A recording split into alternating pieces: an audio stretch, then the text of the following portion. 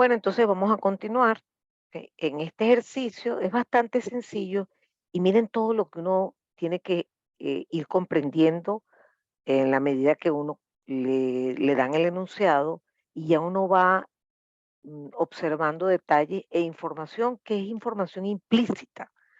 Por ejemplo, usted ve eso y dice, esta constelación y dice, ah, mira, el receptor tiene una sola rama, porque hay una sola base. Ah, mira, no hay atenuación. O sea que la constelación a la entrada del receptor es la misma que la de la salida del transmisor, pero ahí no sé cuánto vale A. No, no, sí sabes, porque te están dando los voltajes a la salida del receptor. A la salida del receptor no hay constelación, no existe, se murió, ¿verdad? Pero casualmente los voltajes a la salida coincide con las proyecciones de cada símbolo en cada base. Entonces, obviamente, si me dicen que cuando transmití, no vean que no puse esto, que cuando transmití este símbolo, ¿verdad? Este símbolo significa, bueno, por cierto, eso no se los dije. Si yo ahora les digo, bueno, todavía no sé cuánto vale A, ¿ok? Le digo, dibújenme la señal en tiempo, una señal. Entonces usted no se va a poner a dibujar muchos símbolos, usted dibuja 4 símbolos, ¿no? Por ejemplo. Entonces usted dice, bueno, este es 3A, este es A, este es menos 3A y este es menos A, ¿no? Y entonces yo le digo, piense bien lo que me está diciendo. Me está diciendo que este voltaje es 3A. Bueno, está raspado. ¿Cómo es eso? Bueno, porque aquí no dice que la señal S1, vamos a suponer que este símbolo se llame S1, que S1 es 3A. No, profesora, pero es un pulso, sí, pero es que hay que saber leer la constelación. Aquí no dice que es 3A.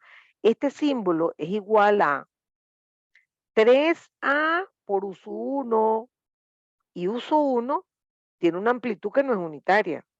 O sea, podría serlo, pero la mayoría de las veces no lo es porque la base va a ser un pulso que tiene en general, para el caso cuando esto dura T símbolo, ¿verdad?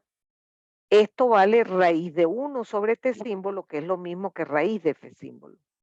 Entonces, la amplitud de este pulso aquí no es 3A, es 3A por raíz de Fs.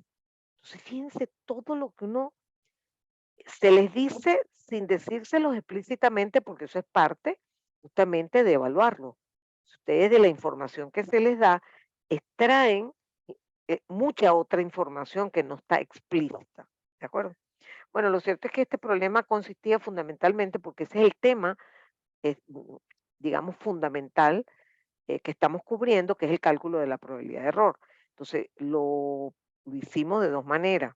De esta manera, que es la forma en la cual uno utiliza las probabilidades condicionales, y la otra es esta, que es la fórmula donde uno usa la cota superior de la probabilidad de error en el entendido que la probabilidad de que un símbolo se convierta en otro depende, es de la distancia, la distancia más chiquita. Entonces, por ejemplo, este símbolo, usted ve que hay esta distancia y esta distancia. Solamente se queda con la más cercana, que es esta. Entonces, la probabilidad de que este símbolo se convierta en este es Q de min entre raíz de 2 eta. Ajá. Ah, no, no sabe, en la lámina anterior. Bueno, fíjate. La probabilidad tienes que tomarla para cada símbolo. Entonces, por ejemplo, este elemento es la probabilidad de que, ¿cuál es la probabilidad de que se equivoque este símbolo? Bueno, es la probabilidad de que uno, que es este voltaje, más el ruido, brinque este umbral, que es 2/3, y así sucesivamente. ¿Ok? Y aquí se pone 1 porque ese es el voltaje que me dijeron que recibe el receptor cuando uno transmite ese símbolo. ¿Ok? Perfecto. Entonces aquí eso me da una Q. Pero para este símbolo me puedo equivocar para este lado o para este. O sea que para este símbolo yo tendría que escribir dos términos como este que está aquí. La probabilidad de que 1/3 más n sea mayor que 2/3 y este símbolo se equivoque y se convierte en este, o la probabilidad de que yo haya transmitido 1/3, vamos a decirlo así, pero al sumarse el ruido brincó por debajo de cero, es decir, se hizo negativo, por lo cual se convirtió en este y en este, o en este, no me importa en cuál se convirtió, lo importante es que se equivocó. Luego sigo con este símbolo y aparecen 2 términos más. Y cuando uno empieza a despejar y pone este para acá, este uno para acá, este un tercio para acá, este un tercio para acá, me aparecen 2 cosas distintas. Me aparece la probabilidad de que n0 sea mayor que un tercio y me aparece la probabilidad de que n0 sea menor que menos un tercio, pero dan lo mismo. Entonces me aparecen 6 términos iguales al final y de ahí aparece 6, ese 6 que sería que cada uno de estos produce una Q. Entonces me da 6 porque es 1, 2, 3, 4, 5 y 6. Pero sale de ahí, fue, ¿quién me preguntó? Déjame para ver quién me preguntó. No, sí, Adrián. De ahí es la cosa, de ahí sale la cuestión. Igual pasa, lo mismo pasa cuando aplica cota superior, ¿ok? Que aparece una Q, en cambio ofrece 2 Qs, en cambio ofrece 2 Qs, ya llevamos 5, y este ofrece la sexta Q, y de ahí sale este 6. Por ambos caminos sale lo mismo. Estábamos estacionados diciendo que a alguien se le ocurrió, se volvió loco y dijo, métele chola a eso y vamos a aumentar la velocidad. No me dijo cuánto la estaba aumentando, ¿ok? No me lo dijo. Entonces la persona se empieza a desesperar y dice, el dueño del sistema y dice, no, no, no. Mientras tanto aumenta la potencia para que la probabilidad de error permanezca igual, porque la probabilidad de error mientras la energía se mantenga va a ser la misma. Ok, chévere. La persona empieza a subir y la probabilidad peor, peor, hasta que llega la potencia al triple. ¿Ok? Entonces, uno dice, párate ahí. Ahora, dime en cuánto el tipo subió la velocidad de transmisión. La clave es analizar la energía, fíjense. Yo tenía una energía que era potencia por T símbolo. Me daba 8 ese resultado. Ahora yo multipliqué por 3 la potencia, ¿verdad?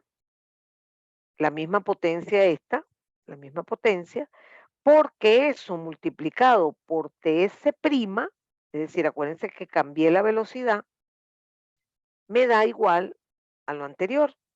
Es decir, tengo una nueva potencia que es esta y tengo una nueva velocidad que es esta. Pero aumentando la potencia al triple, y yo no sé en cuánto me aumentó la velocidad, yo logro la misma energía. Entonces, esto es un sistema de ecuaciones, fíjense. Si P por TS es igual a 3P por TS', queda claro que TS' es TS tercio. O sea, de aquí se despeja que TS' es TS tercios. Pero ya va, ya va, ya va, ya va, ya va. Si el tiempo se puso chiquitito, es decir, si el tiempo entre símbolos se redujo, obvio que la velocidad creció. Entonces lo que hacemos es, pongan atención, paso TS' para acá y paso TS para acá. Y entonces la ecuación que me queda es que Fs', porque 1 sobre Ts' es Fs', 1 sobre Ts es Fs. Me queda que Fs' es 3Fs. Entonces observen que la conclusión es que si usted triplica la velocidad, que implica dividir entre 3 el tiempo, y triplica la potencia, aquí no pasó nada. La energía queda igual y la probabilidad de error va a seguir siendo este valor que está aquí. ¿Ok? Y sobre eso uno puede jugar mucho. Yo puedo pararme acá, aquí se terminó el ejercicio, y yo digo, ¿qué pasa si ahorita divido entre 2 la potencia? Nada más. Divido entre 2 la potencia porque, por ejemplo, entró una atenuación al sistema. ¿Ok? ¿Qué va a pasar con esto? Es decir, no me diga el valor exacto, no se preocupe por ahora, sino dígame solamente si va a subir o va a bajar la probabilidad de error. Entonces, ahí yo puedo, término a término, decir qué pasa si aumenté la potencia por separado o si aumenté la velocidad o disminuí la velocidad por separado o si hice 2 cosas juntas. Por ejemplo, oye, tengo ganas de disminuir la potencia al 50%. Entonces tengo una P' que es P entre 2. Ok. Y chico, tengo ganas de cuadruplicar la velocidad. Cuadruplicar la velocidad es agarrar el tiempo y dividirlo entre 4, lo hace más cortito. Entonces, fíjense el desastre que está haciendo usted. Esto es la energía de antes y la está dividiendo entre 8. O sea que por hacer esa gracia que está haciendo, de disminuir la potencia y aumentar la velocidad en una cierta proporción, la energía le va a estar cambiando en un factor de un octavo. ¿Ok? Entonces, esas son cosas que también son importantes manejar. Bueno, aquí les voy a hacer como un resumen antes de seguir haciendo problemas, que es lo que vamos a hacer en esta sesión. Lo primero, y es nuestro punto de inicio en este curso, fue caracterizar señales básicas, banda base o pasabanda, binarios o hemarios. ¿Ok? Usted sabe, tiene que saber hacer, y el quiz lo confirma y el proyecto entrega uno lo confirma. Usted tiene que saber identificar, caracterizar los diversos sistemas, incluso los locos que yo invento, que son una mezcla, por ejemplo, de señales banda base y pasabanda. este, cua- Pongo transmisiones ternarias, es decir, cosas absurdas que solamente me permiten asegurarme que usted no solamente sabe de los esquemas clásicos, o K, P, S, K, no, no, no. Yo mañana le invento un esquema nuevo y usted igual se defiende y puede calcular su constelación, su densidad espectral, su ancho de banda, su potencia y por supuesto, eh, ahora vamos a pasar a darse cuenta que lo que viene es lo que nos falta y es muy importante, que es saber su fortaleza frente al ruido. Al principio nos conformábamos con Demin, comparábamos los sistemas con Demin, pero fuimos sofisticando y conseguimos calcular la probabilidad de error para diferentes ejercicios y después lo fuimos generalizando. ¿Ok? Entonces, ese es el objetivo, calcular la probabilidad de error. Pero en el intermedio, como nosotros cursamos señales, nosotros tenemos que ser capaces de pasar una señal por un sistema. Y le he hecho varios ejercicios, aunque yo en los exámenes evito, y sobre todo los exámenes ahora evito hacer eso, porque es como muy complicado, porque entonces, por ejemplo, la forma de onda es así, tiene que multiplicarla por su 1, que es así, y después tiene que integrarlo, o sea, ¿para qué? ¿Para qué si yo normalmente lo que me interesa es conocer el comportamiento espectral de la señal global y la probabilidad de error global? Entonces, hemos encontrado cosas bien simpáticas, como el hecho de que si conozco la proyección de los símbolos, que es lo que tengo a la salida del receptor Gran Smith, puedo construir la constelación a la entrada del receptor. ¿Ok? Entonces, pues, sin embargo, somos capaces, como en el ejercicio pasado, de obtener los voltajes de salida, ¿ok? Que se corresponden a las proyecciones de los símbolos a la entrada del receptor, numéricamente son iguales, ¿no? Y por supuesto que para lograr todo eso tuvimos que pasearnos con la obtención de del filtro óptimo, ¿no? ¿Qué pasa? Que ustedes se imaginan que yo no voy a evaluar. ¿Cómo hace usted para encontrar ese filtro óptimo? No, no, no. Usted tiene que saber solamente cuál es el criterio de optimización. Si la probabilidad de error me da Q de Y de T0 sobre sigma, para yo bajar la probabilidad, no me queda más remedio que maximizar Y de T0 sobre sigma. Y esa fue la base de la deducción. Que después usamos una matemática ahí sofisticada, no importa, pero lo importante es que usted sepa cuál fue el punto de partida. ¿Ok? Aquí, algo que trabajamos y que ya habíamos hecho tácitamente fue ver la relación que tenían las formas de onda. Yo ya los traía obstinados diciendo, fíjense, PRK es el más lindo, porque es polar.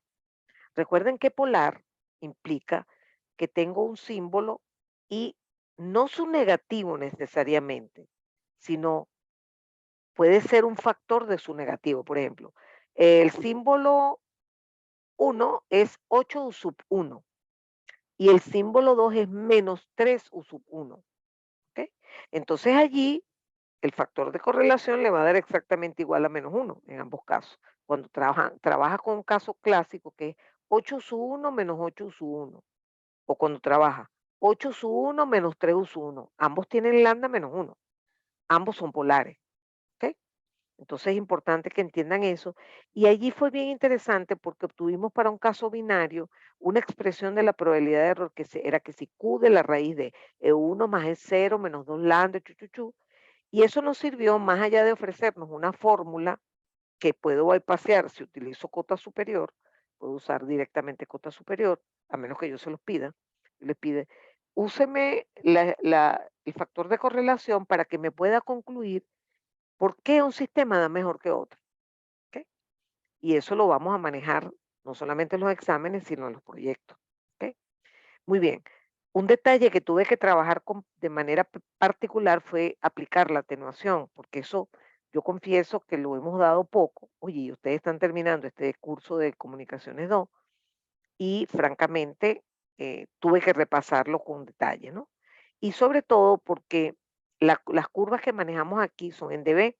Por ejemplo, la curva de probabilidad de error versus E sobre eta no es versus E sobre eta, es versus 10 log de E sobre eta, y eso es trabajar en decibeles, ¿no? Pero además la atenuación del canal se suele dar, y no por capricho, sino porque trabajar en forma logarítmica cambia las multiplicaciones por suma y las divisiones por resta, y eso es bastante conveniente numéricamente, algebraicamente, y por eso entonces, ok, yo tengo un canal que me atenúa 3.8 dB. Usted tiene que pasar eso a relaciones lineales. Entonces tiene que saber escribir que 10 log de Pout entre Pin es menos 3.8 dB, por ejemplo. O 20 log de Vout entre Vin es menos 3.8 dB. Todo eso lo repasamos y le dedicamos su tiempito. Otra cosa que usted sabe y puede usar permanentemente es que cuando tenemos ruido térmico a la entrada del receptor Gram-Schmidt, los ruidos, usted apaga la señal y mide las potencias de ruido de todas las ramas, y es idéntico al valor de eta medio. ¿Ok? Eso es importante, pero además se demostró que los ruidos están decorrelacionados. ¿De acuerdo? Muy bien, para calcular la probabilidad de error podemos hacerlo, y el ejercicio que acabamos de hacer en un ejemplo, bien usando probabilidades condicionales, por ejemplo, con fórmulas previas demostradas como Q de la raíz de 1 más E0, chucu, chucu, chucu, chucu, con el factor de correlación, o por cota superior. Si yo no les digo, si yo solo les digo, obtenga la probabilidad de error, usted verá cómo lo hace, que sea la forma óptima para el examen en que está resolviendo. Pero si yo le digo que lo haga por un camino, tiene que hacerlo por ese camino. Yo evito usar probabilidades condicionales en los exámenes porque es largo. Fíjense que, oye, ¿qué pasa esto para el lado derecho? Después ver si me da 6Q, etcétera. Es largo. Por cota superior es mucho más corto, ¿no? Para usar la cota superior debe ser, es cierto, eso es correcto. O sea, si usted no tiene un receptor óptimo, a eso lo aclaro, Adrián, mira, no es solamente el Gran Smith, puede ser no tipo Gran Smith, pero ser un óptimo. O sea, si yo les pongo un filtro HR, ¿ok? Y les digo, mire, ese es óptimo, usted puede usar cota superior sin problema. Porque acuérdense que el Gran Smith es un tipo de filtro óptimo. Es un circuito específico, pero que es óptimo, ¿no? Cumple también el hecho de que minimiza la probabilidad de error. Pero yo les puedo dar también un ejemplo. Mire, este HR es óptimo. No es un Gran Smith, pero es óptimo. Pero eso nunca lo hago, pues, porque es un problema matemáticamente muy complicado. Porque imagínense un filtro pasabajo que usted tiene que, un filtro pasabajo real, que no es un cajoncito, es un paquete, ¿no? Y si este, tengo que pasar señales por allí y después antitransformarlas, mire, el problema se vuelve imposible de hacer en un examen, francamente. ¿Ok? Bien, entonces, decía yo que esa es la forma de calcular la probabilidad de error, y tienen que saber utilizar las tablas de Gauss. Le he hecho cálculos en clase, le he hecho ejercicio con la tablita ahí, como para ayudarlos, ¿no? Me falta, y también le hice un ejemplo con no, en el proyecto yo les pongo una ayuda y uso la otra tabla, donde salen varias columnas, porque son valores de probabilidad muy altos. Ok. Otra cosa requete, ultra, súper importante es saber usar las curvas de probabilidad de error. ¿Ok? Manejarse sobre ellas. Y el último punto que vamos a comenzar mañana es la ICI. Este punto lo vamos a manejar de una manera, digamos, dado que le podemos dedicar poco tiempo, esa misma proporción aproximada se la vamos a dedicar en el examen. Específicamente, si mal no recuerdo, el examen tiene 17 puntos, no, vamos a hacerlo al revés. Tiene 3 puntos de esto y 17 del resto, como es lógico pensarlo. Entonces, sin embargo, yo voy a hacer ejercicios y todo, de easy, entre mañana y el lunes que viene. Ok, vamos a tomar este ejercicio que yo lo puse en un examen, como lo ven allí, esto fue junio de 2017, y es ese tipo de ejercicios en donde yo, a través del examen, no solamente los evalúo, sino que les repaso los conceptos, ¿no? En este caso tenemos 3 sistemas binarios con una base que es un pulso de altura 1 y duración 1 segundo. ¿Qué significa que dura 1 segundo? Que T símbolo, o mejor dicho, en este caso T bit, es 1. ¿Ok? Y por lo tanto, la base tiene altura 1 para lograr que la energía sea 1. Los sistemas se llaman 1, 2 y 3. El factor de correlación es -1 para el sistema 2, es decir, ellos me lo calculan. ¿Ok? Y para los sistemas 1 y 3, el factor de correlación vale 1. Fíjense, la correlación 1 implica proporcionalidad, pero positiva, del mismo signo. Pero fíjense que aquí lambda da 1 y sin embargo aquí las amplitudes son AU sub 1 y 3AU sub 1. En cambio aquí son 3A y 5A. Lo primero que sale muy claro es que aquí se gasta más potencia, evidentemente porque tienes los símbolos más retirados del origen. ¿De acuerdo? Muy bien. Luego dice, em, la primera pregunta es, con los valores de lambda, los valores de E1, E0 y escriba la expresión de la probabilidad de error en función de A y en función de E sobre eta. Eso fue un ejercicio donde ustedes tenían que completar ese cuadrito. Entonces, por ejemplo, calcule 1 a cuadrado, ¿ok? En el caso 1. Calcula de 0, que es el otro símbolo, 9 a cuadrado, es la distancia radial al cuadrado. Calcula el promedio, a cuadrado por un medio, más 9 a cuadrado por un medio, 5 a cuadrado. Igual aquí, a cuadrado, a cuadrado, a cuadrado. En el caso, esto por ejemplo es válido para no retorno a cero polar, para PRK, para Manchester, etcétera. Siguiente caso, distancia radial al cuadrado, 9 a cuadrado, 25 a cuadrado, la energía promedio es 17 a cuadrado. Ok, por favor determine la cota superior de la probabilidad de error en función de min. Chévere. Entonces vamos a ver aquí. ¿Cuánto vale de min? 2A. Perfecto. Entonces la probabilidad de error es que este símbolo se convierte en este, que es Q de 2A entre raíz de 2 eta por un medio, más la probabilidad de que este símbolo se convierta en este, que es Q de 2A entre raíz de 2 eta por un medio. Y por eso el resultado da este valor que está aquí. ¿Ok? Simplemente para cada símbolo vi cuáles chances tenía de equivocarse, tenía uno solo y por eso me dio una sola Q. Tengo una Q de la probabilidad de que este se convierta en este y tengo otra Q de la probabilidad de que este se convierta en este, pero hay que multiplicarlo por un medio. Es la probabilidad de que los símbolos existan. Vamos con este. La distancia es 2A. Fíjense que la distancia entre estos dos símbolos es 2A, o sea que otra vez me vuelve a dar esto. Y aquí también la distancia es 2A, en todos la distancia es 2A, perfecto. Y entonces yo digo que la probabilidad también es Q de 2A entre la raíz de 2 eta. Perfecto. Entonces vengo yo de loca y digo, ah, mira, no, no, las 3 curvas son igualitas. Craso error. ¿Ok? Porque esto no me sirve para saber si las curvas son o no iguales. Usted tiene que agarrar, y para eso calculamos el promedio en función de A. Usted tiene que buscar una relación entre A y E para meter aquí, quitar A y meter E. Cuando uno hace eso, fíjense que por ejemplo en este ejemplo, E es 5 a cuadrado. O sea que A es la raíz de E quinto. ¿Ok?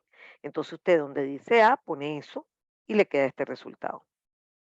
Por eso les puse a calcular la energía, adrede. Lo mismo aquí. Aquí simplemente E es a cuadrado. O sea que sencillamente A es raíz de E. Entonces usted borra aquí A y pone raíz de E y encuentra este resultado. Y aquí igualito. E es igual a 17 al cuadrado, o sea que A es E sobre 17 la raíz cuadrada de eso. Lo mete aquí y este es el resultado. Ah, esto es otra cosa. Esto es otra cosa. Para comenzar, aplauso para este sistema que es el mejor de los tres, como sabíamos casi arrancando el ejercicio. Luego, ¿quién sigue? Bueno, usted mira aquí, el factor que acompaña a E sobre eta es 0.4. Aquí el factor que acompaña a E sobre eta es 2 sobre 17, que a pepa de ojo se da cuenta uno que es menor que 0.4. Listo, listo. Entonces, el caso 2 es el mejor, le sigue el caso 1 y de último, el peor de todos, es el caso 3.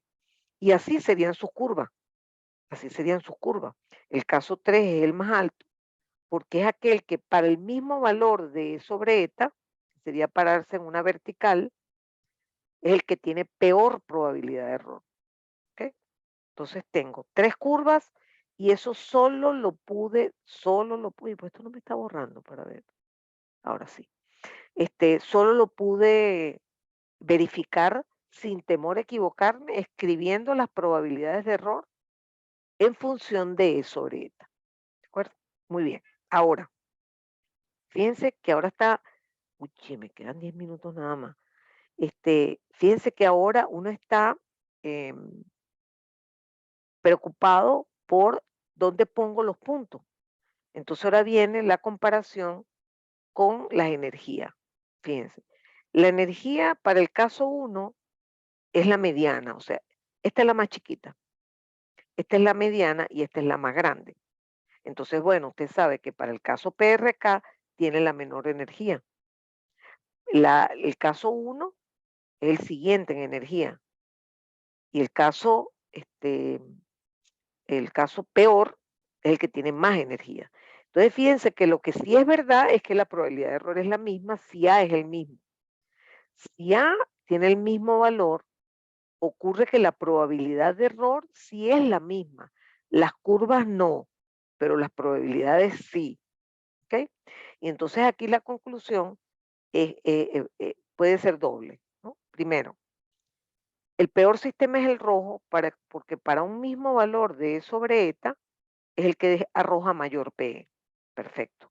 La otra conclusión es que si nosotros queremos una misma probabilidad de error, pues el sistema rojo va a tener que gastar mucha más energía que se traduce en E por TS mayor, perdón, que se traduce en potencia por tiempo de símbolo mayor que los otros dos. Y esto es algo importantísimo. Entonces, este ejercicio es para mí fundamental, o sea, porque transmite bastante información. Fíjense que algo que he venido haciendo, sobre todo en la pandemia, y sin embargo en mayo de 2015, que yo estaba en presencial, estaba todavía en Venezuela, puse un ejercicio como este. Oigan bien, invente una transmisión binaria, pasabanda, ortogonal y no unipolar. Es decir, que uno de los símbolos no podía ser cero. ¿Ok? Arbitraria, pero que sea diferente a las que vimos en clase. Entonces, a ver, pongan atención. Es binaria, solo tiene 2 símbolos. ¿Ok? Pero es pasabanda, solo hay sinusoides. Es ortogonal, hay 2 ejes, USU1 y USU2. ¿Ok? Y no unipolar, ningún símbolo puede estar en el origen. Entonces, obviamente, aquí no quedaba más remedio que poner una pelotica en un eje y otra pelotica en otro eje. Y ahora uno se preguntaba, oye, ¿y qué bases puedo poner? Bueno, acuérdate que tienen que ser ortogonales, ortonormales, mejor dicho, porque tienen que tener energía unitaria y tienen que ser ortogonales. Bueno, no vale. Una que sea coseno y la otra seno. ¿Ok? Entonces, usted la está inventando. Entonces, fíjense que aquí, al usted escribirme esto, usted me está diciendo otras cosas interesantes. Por ejemplo, nosotros hemos aprendido que si la frecuencia de portadora, que aquí se llama F sub 0, es múltiplo de F bit, La amplitud de la base sinusoidal es esta, raíz de 2 f bit por coseno, esta sería esta base. O sea que si usted decidió ponerme aquí un coseno con amplitud unitaria, usted indirectamente ya está fijando el valor de f bit. Oído al tambor, ¿no? Es válido. Porque yo no les decía, yo no les daba nada, no les pedía ni una determinada amplitud, ni una determinada potencia, ni una determinada velocidad, nada. Entonces, esto, por lo menos fue el caso que a mí se me ocurrió, este que está aquí. Pero fíjense que usted tiene que tener la capacidad de construir su propia transmisión. No sé si, debe dibujar los símbolos, que no lo hice porque claramente si yo dibujo esto así, el primer símbolo es un coseno. Bueno, si me lo piden en el examen, yo, por ejemplo, pinto esto para pintar poquito, que me quepa un número entero de ciclo para que la profesora entienda que efectivamente aquí está metido raíz de 2 f bit, chévere, y el otro era seno, pero me pedían que los dibujara. Después, un posible receptor óptimo, obvio cuál es, porque tengo 2 bases, tengo 2 ramas. Ajá. ¿Y qué más pedía? Y el sistema de toma de decisiones. Fíjense que esto lo he insistido yo en varias oportunidades. Cuando tienes 2 símbolos y son ortogonales, hay un sistema de toma de decisiones muy sencillo, que es restar la salida, ¿ok? Eso es una forma de verlo, es que para tomar decisiones aquí ¡ay, qué horrible! Hay que usar la diagonal. Y la diagonal sería x igual a y. O sea, si este se llamara x, se llamara y, y. Y yo aquí lo que estoy es restando x menos y ver si me queda en este semiplano o en este semiplano, ¿ok? Entonces eso se traduce en hacer una resta y comparar con cero. Entonces, este era todo ese ejercicio, todo inventado, ¿ok? Pero para hacerlos pensar. Muy bien, en esta otra pregunta puse un ejercicio raro en el sentido de que es un ejercicio completo para una transmisión en donde los símbolos son proporcionales. ¿Ok? Aquí había atenuación de 20 dB, que ya sabemos que implica que la potencia de salida es la de entrada dividida entre 100 y el voltaje de salida es el voltaje de entrada dividido entre la raíz de 100. ¿Ok? Y entonces se pedían, por ejemplo, determine los voltajes de señal a la salida del receptor óptimo. Entonces, fíjense que me daban originalmente los símbolos. Entonces yo lo más lógico es que buscara de dibujar su constelación porque eso me ayudaba mucho. Entonces, como me dan los voltajes, usted sabe que para dibujar ese símbolo en una constelación, usted tiene que pensar cómo es la base. Y la base es raíz de 2 f símbolos, en este caso es f bit.